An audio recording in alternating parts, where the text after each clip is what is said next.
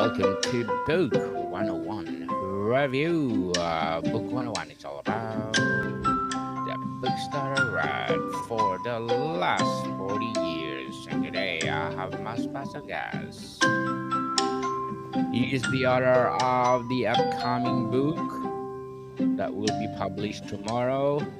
The title of the book, The Final Business Model. The old way, no other than Mr. Drake Wolfe.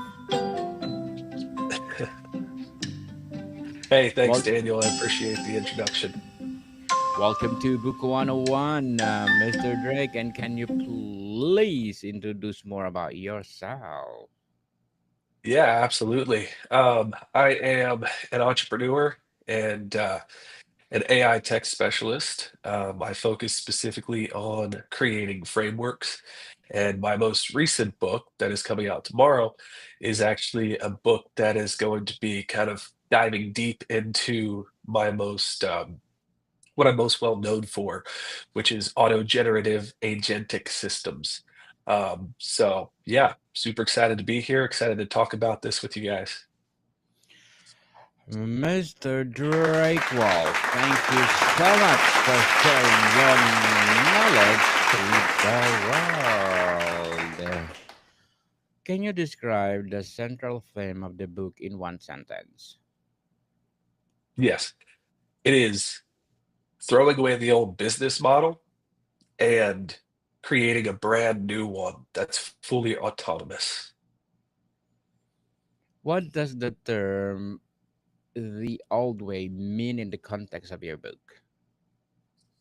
So the old way is essentially over the past 120-ish years, we have built businesses in America specifically in a very, very specific way.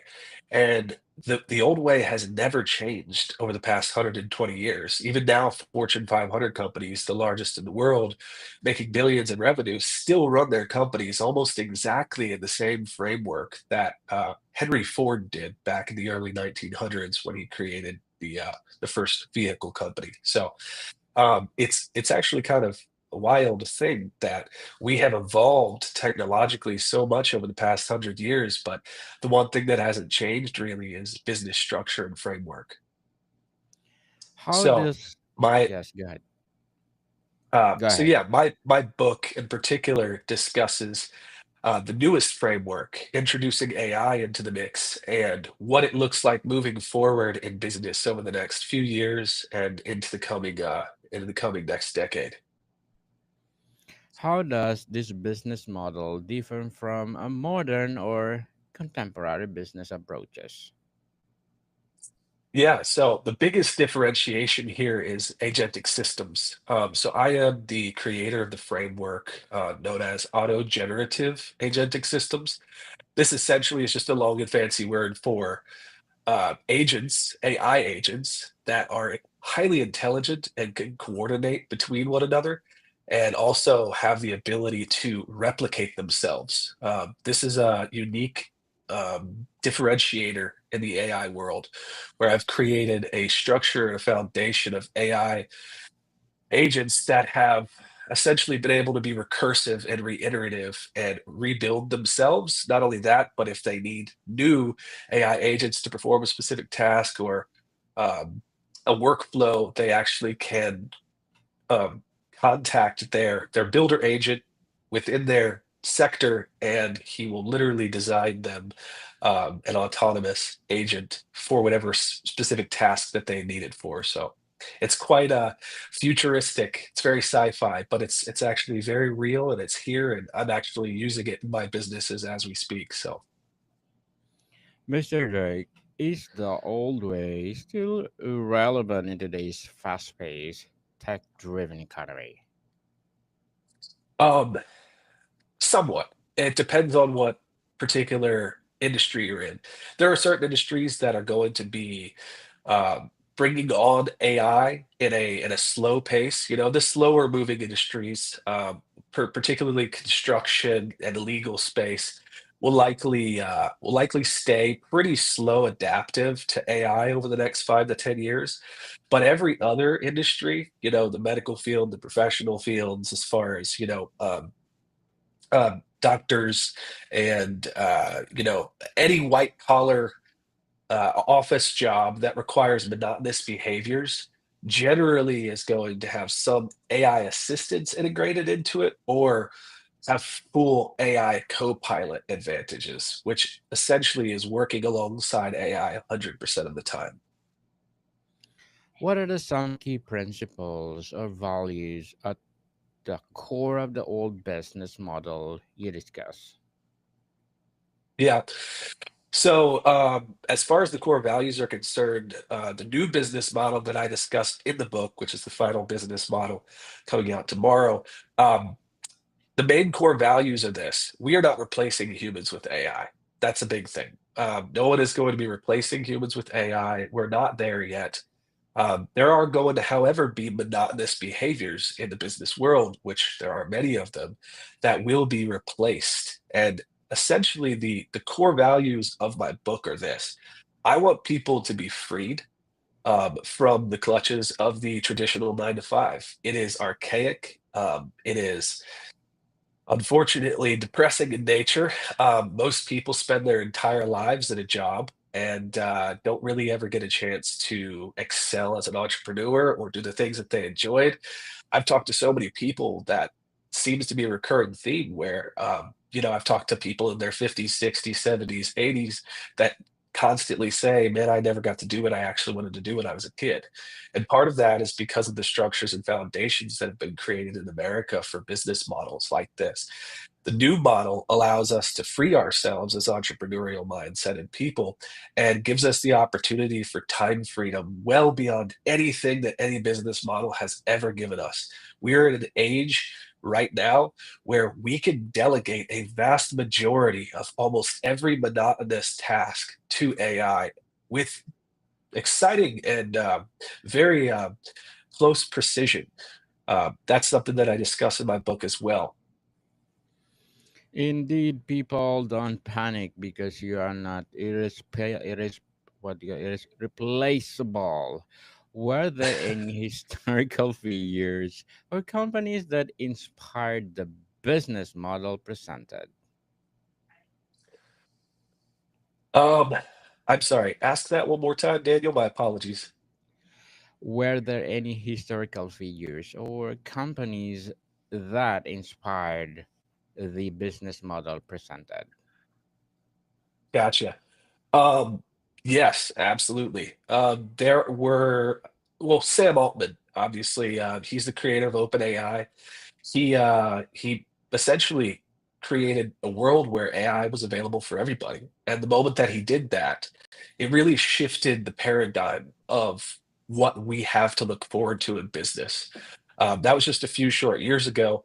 And since then, the things that have been individually created outside of the Fortune 500 companies by just bootstrap technological wizards in their garage or their basements or just at home, it's been really, really crazy what has come up on the market. Some of the tools that are available right now have radically changed business as a whole. So I really look up to Sam Altman when it comes to this kind of stuff. He has created, like I said, an open space where he believes that it should be free information, that AI should be accessible to everyone.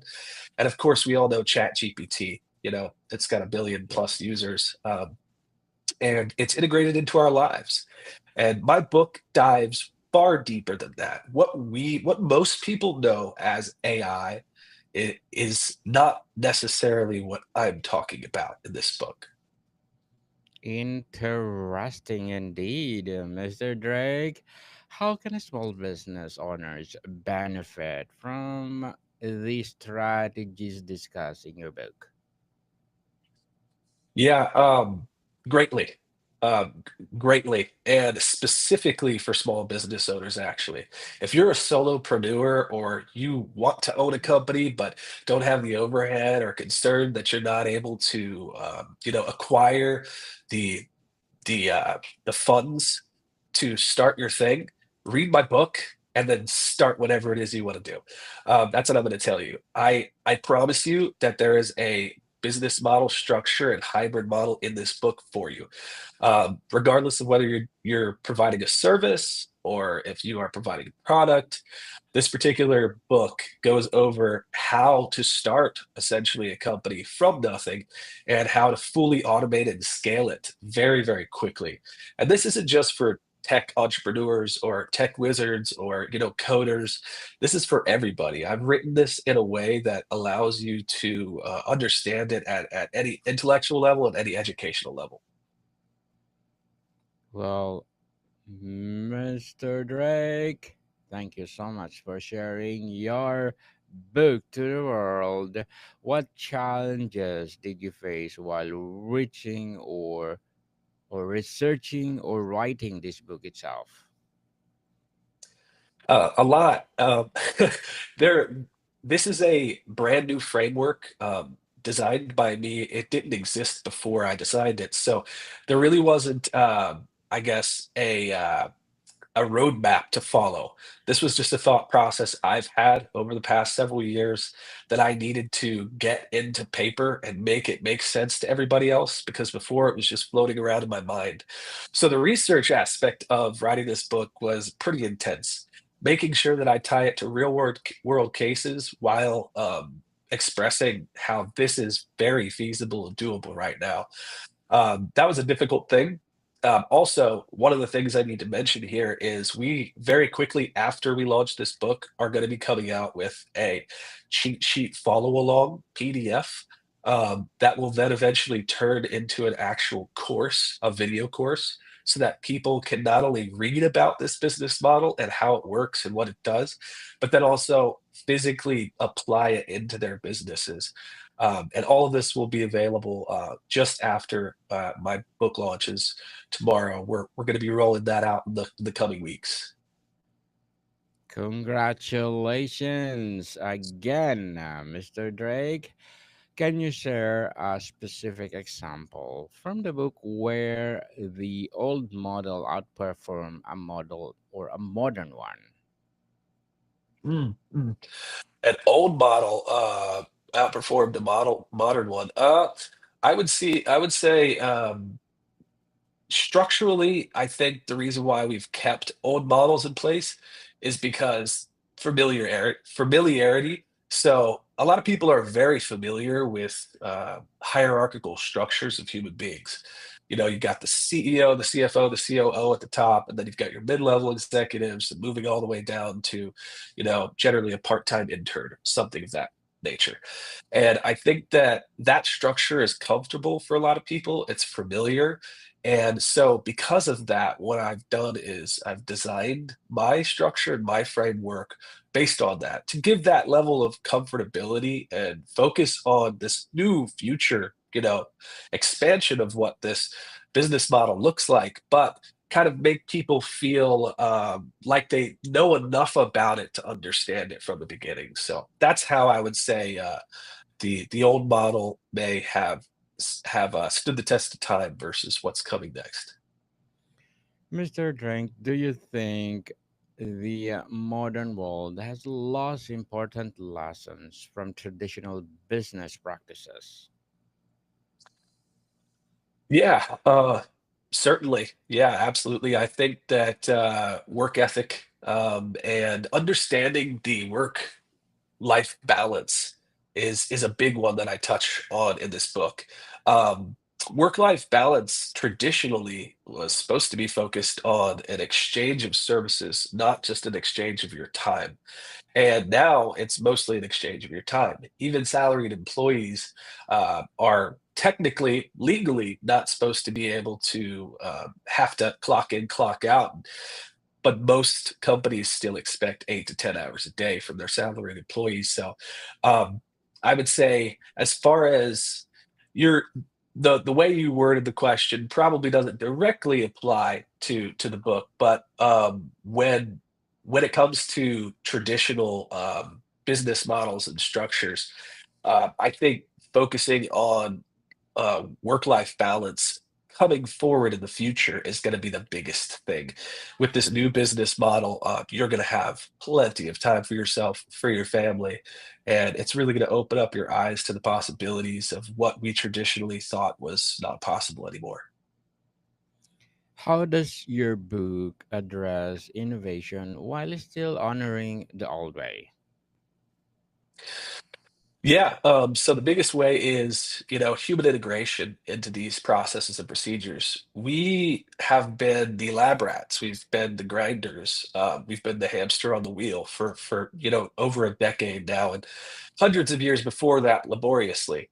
As far as white collar work is considered, this is going to radically change that, um, but still have some touches of the old world in it. Like I said, the hierarchical structures, making sure that people understand how this framework works.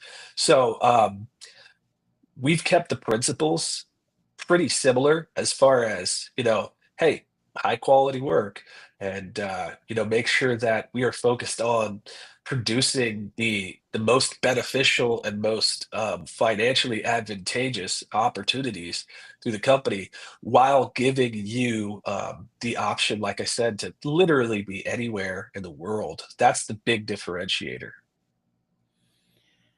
Very well said, Mr. Drake.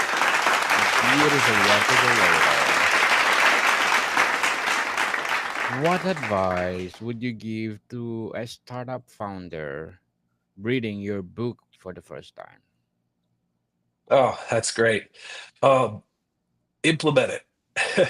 Implement these strategies. I promise you. That's the biggest thing, is read about it and then implement it. Like I said, we're going to be starting a school community where we express exactly how to do this step by step with everybody. But take action, even if this is just conceptual in nature in your mind. Take action against this particular business model. This is the future. This is the way things are moving. I'm just an early adopter of it, but we will see in the next 12 months that this particular business model is going to emerge victoriously throughout pretty much every industry. And these solopreneur style people that are just bootstrapping, starting up their company, you don't need a bunch of money. You don't need to bring a bunch of people in. You don't need a ton of overhead. You don't need a bunch of bloated infrastructure. That's the old way. And the new way is lean, it's recursive, it's reiterative, it spawns new, agents when necessary. It's fully communicative, and it's a functioning ecosystem, and it's all digital. So we don't need to worry about moving into giant offices, having a bunch of different employees. You're going to go from a worker to an orchestrator. And that's the biggest part of the shift for this new business model. Mr. Drake, how do ethics and trust play a role in business model you promote? Yeah, so ethics and trust are obviously a high ticket item when it comes to AI and infrastructure. So this is a very important topic that I want to make sure we cover. When you're building a business model like this, your core values and the ethics behind what you're creating are fundamental. They are foundational, and they need to be essentially injected into the code, which I discussed that as well in the book. How to go about doing that, making sure that the agentic system that you're working with is doing everything not only legally but morally sound, and making sure that all things are done correctly. Just in general, I think a lot of people worry about people using AI for bad, and that's very factual. There will be people that use AI for bad. Unfortunately, there probably are already. However, with the final business model, it's focused around efficiency and making sure that the right things are done just at the right time to not only make you money, but offer the freedom that you and your family deserve in your life, while doing all these things ethically and morally sound. Mr. Drake, as a debut author, what will be your short term and long term goals in writing? Oh, that's great. I fell in love with writing, actually, writing this book. I didn't think I would like it, to be honest. I wanted to do it because it's important that I share this with everybody, but I've actually really enjoyed writing, and I think I'm going to write some more. Certainly, I think with after this book, I'm going to dive a little deeper into what I do for a living, and then I might do a little fiction. I might continue on the nonfiction route. I do have a pretty interesting story in the way that I grew up, so I might share that with people as well. But yeah, I think I'll continue writing. It's been a great experience for me thus far. Good luck to your goals, Mr. Drake, and looking forward for more empowering books to come. How is leadership viewed differently in the old way compared to the current trends? Mm. Well, we all know that unfortunately, books have gone by the wayside because of our phones. It's all TikTok and Instagram these days, and I think that we've lost appreciation for, just the good smell of a book. I don't know if that resonates Yes. with anybody, but I love when I pick up a book and I flutter the pages and I can smell it and feel it. You probably know what I'm talking about, Daniel. Yes. Um, but yeah, um, there's something magical about that, and, education is really important. The more educated you are, the more confident you become in whatever you're doing, and I think people rely too heavily on video, education these days. It's great to experience something, from third person view of someone else's life, but it's very different to deep dive into a mentorship book or a business analytics book or something like that to actually you know really dive into the foundations of it and take your own notes and go back through and read the chapter several times. It's a little bit different than a YouTube how-to course, if that makes sense. So I do think it's lost its luster over time for a lot of people, but I still very much believe that books are very alive. There is still a huge following for them, and I'm a big fan. Mr. Drake, if you could implement one idea from your book in a major corporation today, what would it be? Yeah, it would be the implementation process. Actually, funny you say that. So when a new idea gets spawned in a large Fortune 500 company, let's say, the funnel in which it has to go through and the filter system in which it has to go through is completely archaic. It's actually quite wild the way that works. But let's say an intern at Apple has a fantastic idea, a revolutionary idea, and they want to actually have it implemented. Now, Apple, certainly every person that this intern talks to is fired up about this idea.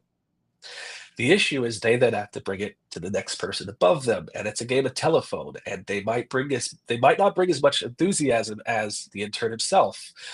So along the way, it goes from this fantastic, beautiful idea that could revolutionize, Apple's infrastructure in whatever case we're talking about here, all the way up to, the mid-level management that approves the budget for it, and by the time it gets to him, it's kind of a watered down version of whatever it was that was imagined originally that he or she certainly doesn't care about when it comes to that. So that's a big problem in Fortune 500 companies right now. And with my agentic structure, that is fully alleviated because the hierarchical way in which things are done within a linear structure is very, very different. If I, the solopreneur, want to implement a fantastic revolutionary idea, I can do it very quickly and very efficiently in my business model. Very well said again, Mr. Drake. Very well said.